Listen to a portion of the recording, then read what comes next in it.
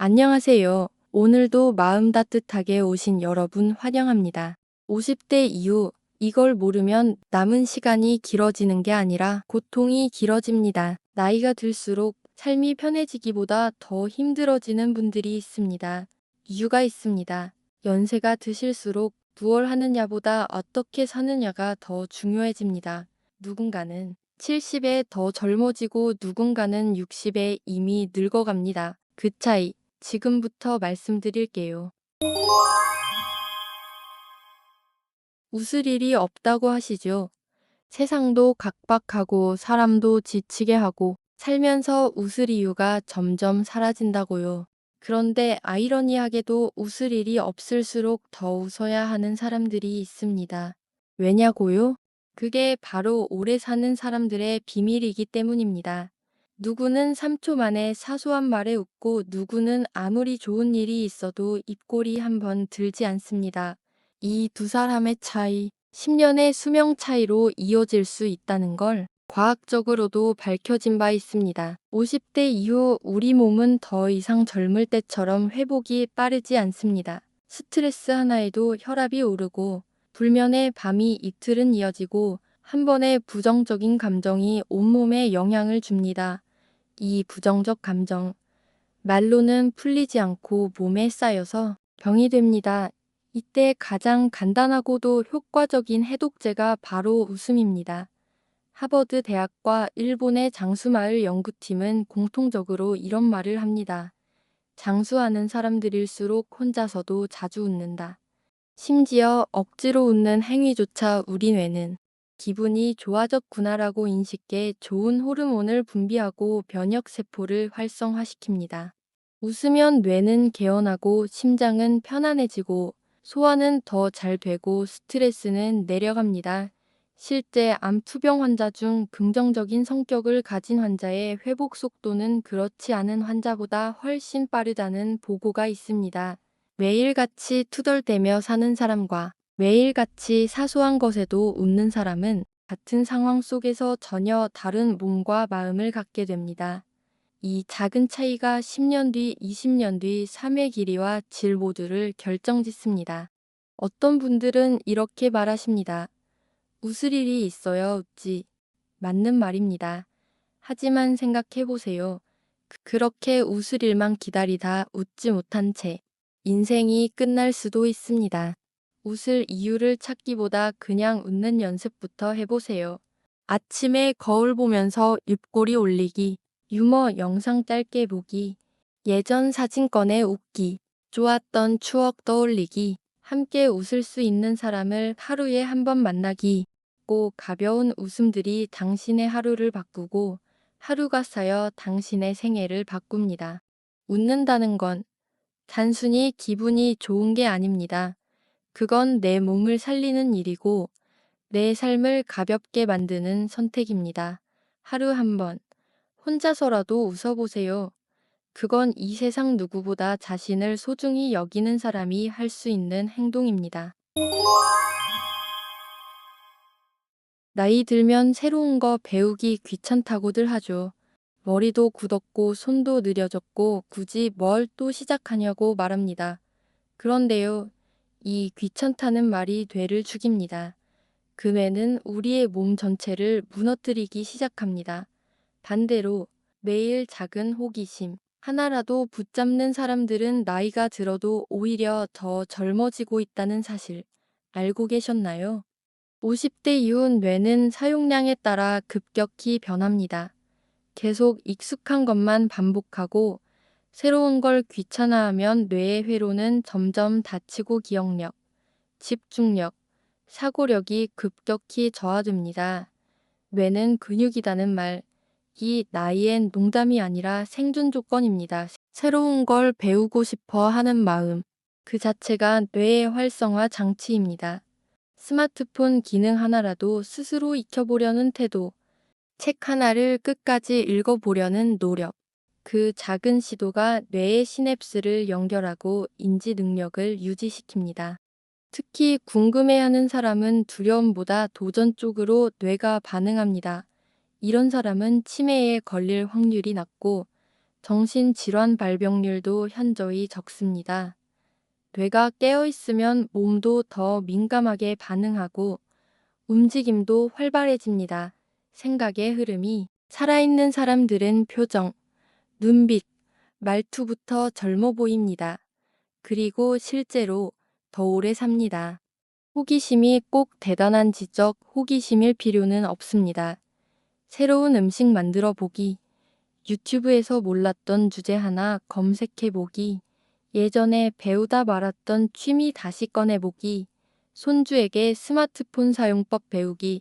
이렇게 아주 사소한 호기심 하나가 오늘의 뇌를 살리고 그 뇌가 내 내일을 지켜줍니다. 호기심은 삶의 감각입니다.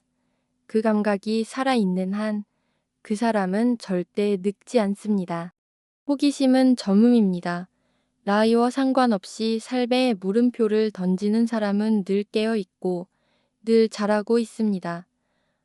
무엇이든 새롭게 알아가세요. 새로운 세상이 보이는 게 아니라 그 순간 우리 자신이 새로워집니다. 세상은 똑같습니다. 그런데 누군가는 왜 나만 이래 하며 원망하고 다른 누군가는 그래도 감사하다고 말합니다. 놀랍게도 감사하는 사람은 실제로 더 오래 삽니다. 이건 단지 말버릇의 차이가 아니라 뇌와 몸을 바꾸는 습관입니다. 삶이 불공평하다고 느껴지시나요? 중년 이후 쌓인 감정은 말보다 몸으로 나옵니다. 서운함, 분노, 억울함 같은 감정은 혈압을 높이고 위장을 긴장시키고 심장 박동을 불안하게 만듭니다. 이 부정적인 감정이 반복되면 몸은 만성염증 상태로 들어가고 노화 속도는 훨씬 빨라집니다. 감사를 자주 표현하는 사람은 스트레스를 더 빨리 흘려보냅니다. 실제로 매일 감사일기를 쓰는 사람들은 불면증, 우울증, 고혈압 위험이 크게 낮아진다는 심리학 의학 연구 결과도 있습니다. 감사는 나를 속이는 게 아닙니다. 있는 그대로의 현실 속에서 놓치고 있던 소중함을 다시 보게 만드는 힘입니다. 감사를 잘하는 사람은 작은 시련에 쉽게 무너지지 않습니다. 삶의 불안정한 순간에도 자기 중심을 잡는 힘이 강합니다. 정서적 안정은 신체 회복력에도 직접적인 영향을 줍니다. 동일한 병을 알아도 마음이 건강한 사람은 더 빠르게 회복합니다. 그 중심에는 감사가 있습니다. 감사는 대단한 사건에서만 나오는 게 아닙니다. 누군가의 문자 한 통에 오늘도 두 다리로 걷는다는 사실에 이런 작고 평범한 순간에서 고맙다는 말을 한 번씩 꺼내보는 것. 그게 삶을 길게 만드는 루틴입니다. 하루 끝에 그래도 오늘은 이런 게 좋았어. 그 말 한 줄이 마음의 면역력입니다. 감사를 말하는 사람은 현실을 무시하는 게 아니라 그 현실 속에서 여전히 살아갈 힘을 만들어내는 사람입니다. 지금 삶이 불편하고 버겁다면 더더욱 감사할 일을 찾아보세요. 그 순간 삶의 균형이 바뀝니다. 몸도 마음도 천천히 회복되기 시작할 겁니다. 나이 들수록 사람은 점점 혼자가 됩니다. 자식은 바쁘고 배우자는 점점 말수가 줄고 전화도 덜 오고 약속도 줄어듭니다. 그런데요, 혼자 있는 시간을 두려워하는 사람보다 그 시간을 받아들이고 즐길 줄 아는 사람이 훨씬 더 건강하게 오래 삽니다. 외로움이 무섭다고요? 맞습니다. 그런데 외로움과 혼자 있음은 전혀 다른 이야기입니다. 혼자 있는 힘은 삶의 마지막을 잘 살기 위한 가장 중요한 기술입니다. 중년 이후의 삶은 자연스럽게 관계가 줄어드는 시기입니다. 사회적 역할은 줄고 아이들은 독립하고 가족 구성은 바뀌고 하루 대부분의 시간이 혼자 있는 시간으로 채워집니다. 이때 혼자 있는 걸 불안하게 느끼는 사람은 자꾸 사람을 붙잡고 의미 없는 만남을 이어가고 혼자 있는 걸 실패처럼 여기며 정신적으로 점점 소모되어 갑니다. 반면 혼자 있는 시간을 내면을 돌보는 시간으로 삼는 사람은 자기 자신과 친해지고 불필요한 감정 소모가 줄어들며 신체적으로도 안정된 리듬을 회복합니다. 심리학적으로도 자발적 고독을 경험한 사람들은 정서적 회복 탄력성이 높고 스트레스 대응력이 뛰어납니다. 이런 사람은 외부 자극에 휘둘리지 않고 몸과 마음의 중심이 잡혀 있기 때문에 중년 이후 삶을 훨씬 안정적으로 살아갑니다. 실제로 고독사보다 더 많은 문제가 관계 스트레스로 인한 질병입니다. 억지로 관계를 유지하다 보면 마음은 병들고 그 병이 몸으로 이어지게 됩니다. 혼자 있는 시간을 안정적으로 보내는 사람은 이 모든 소모에서 벗어나 더 건강한 심장, 더 균형 잡힌 호르몬, 더 맑은 정신 상태를 유지합니다. 결국 오래 살 확률도 높아집니다. 혼자 있는 시간은 두려움이 아니라 기회입니다. 그 시간 동안 할 수 있는 일이 너무 많습니다. 혼자 산책하면서 마음 돌아보기, 글쓰기, 그림 그리기, 음악 듣기, 차 한 잔과 함께 하루를 돌아보는 루틴 만들기, 스스로를 위로하는 말을 매일 한마디씩 해주기. 혼자 있는 힘은 나이 들수록 반드시 갖춰야 할 정신의 근육입니다. 이 근육이 없는 사람은 삶의 마지막에서 외로움에 무너집니다. 이 근육을 키운 사람은 오히려 조용하고 단단한 평안함을 누립니다. 혼자라는 건 텅 빈 상태가 아니라 가득 찬 나와 함께 있는 시간입니다. 외로움이 찾아올 땐 누군가를 찾기 전에 먼저 나 자신을 만나보세요. 그 시간이 쌓이면 아무에게도 휘둘리지 않는 평온한 삶이 만들어집니다. 그 평온은 건강보다 더 오래가는 삶의 기반이 됩니다. 젊을 땐 미래를 걱정하고 나이 들면 과거를 후회합니다. 정작 오늘은 그냥 흘려보냅니다. 그런데요, 지금이 행복하지 않으면 앞으로도 행복해질 수 없습니다. 오래 사는 사람은 언젠가가 아니라 바로 오늘을 잘 사는 사람입니다. 50대 이후 삶의 방향이 크게 바뀌기 시작합니다. 일에서 물러나고 아이들도 독립하고 삶의 리듬이 달라집니다. 그때 많은 사람들이 앞으로 어떻게 살지라는 걱정과 땐 왜 그랬을까라는 후회에 빠지게 됩니다. 문제는 이런 생각들이 현재를 갉아먹고 마음을 병들게 만든다는 것입니다. 실제로 하루 대부분을 미래 불안과 과거 후회로 보내는 사람은 우울과 불면, 만성 스트레스에 시달리며 우화 속도도 훨씬 빠릅니다. 지금 이 순간을 살아가는 사람은 작은 일에서도 기쁨을 느낍니다. 따뜻한 햇살, 향긋한 커피, 느긋한 산책에서 우는 감각 하나하나가 삶의 활력으로 이어집니다. 이런 현재의 감각은 우리 뇌에 긍정적인 자극을 주고 신경계와 호르몬 밸런스를 안정시키며 자율신경계를 건강하게 유지시켜줍니다. 미래는 누구에게나 불확실합니다. 지금을 잘 살아가는 사람은 불확실한 미래도 덜 두려워합니다. 현재를 충분히 누릴 줄 아는 사람은 작은 병에도 덜 민감하고 감정에 끌려다니지 않으며 정신적으로도 훨씬 단단합니다. 그 마음가짐이 몸의 건강과 회복력으로 그대로 이어집니다. 지금이 행복한 사람, 결국 인생도 오래갑니다. 지금을 산다는 건 어려운 말 같지만 의외로 단순합니다. 휴대폰 내려놓고 눈앞의 사람 얼굴 보기, 식사할 때 맛에 집중하며 천천히 먹기, 매일 하늘 한번 바라보기, 괜찮다, 충분하다는 말을 내게 해주기, 작은 실천 하나가 현재를 붙잡고 그 현재가 모여 인생 전체를 바꿉니다. 오늘이 만족스럽지 않다면 내일도 크게 다르지 않을 겁니다. 행복은 미래에서 오는 게 아니라 지금 내가 어떻게 바라보느냐에 달려 있습니다. 조금 덜 가진 지금이라도 지금 느낄 수 있다면 그것이 오래가는 사람의 비밀입니다. 지금. 오늘 하루를 한 번이라도 깊이 있게 살아보세요. 그것만으로도 인생은 달라집니다. 살다 보면 꼭 지워야 하는 사람, 멀어져야 하는 사람이 생깁니다. 그런데 그걸 미움으로 처리하는 순간 나만 병들기 시작합니다. 중년 이후 삶에서 관계는 맺는 것보다 정리하는 법을 배우는 게 더 중요합니다. 가까웠던 사람에게 받은 상처, 한마디 말에 끊어진 인연, 내가 잘해줬다고 믿었던 사람의 배신. 우리는 이런 일들을 겪으며 속으로는 부글부글 끓으면서도 겉으로는 아무 일 없는 듯 계속 관계를 유지하려 했습니다. 하지만 그 억눌린 감정은 몸속에 그대로 쌓입니다. 심장이 조이고 속이 쓰리고 밤에 잠이 오질 않습니다. 어떤 관계는 미워서가 아니라 나를 위해 끊어야 합니다. 그게 중년 이후 인간관계의 지혜입니다. 더 이상 마음이 불편한 사람, 존중이 사라진 사람, 나를 소비하게 만드는 관계는 이제는 정리해야 할 때입니다. 그 정리는 상대에게 쏟아내는 분노가 아니라 단단하게 나를 지켜내는 일입니다. 누구를 아직도 못 잊는다는 말은 사실 그 감정에 내가 붙잡혀 있다는 뜻입니다.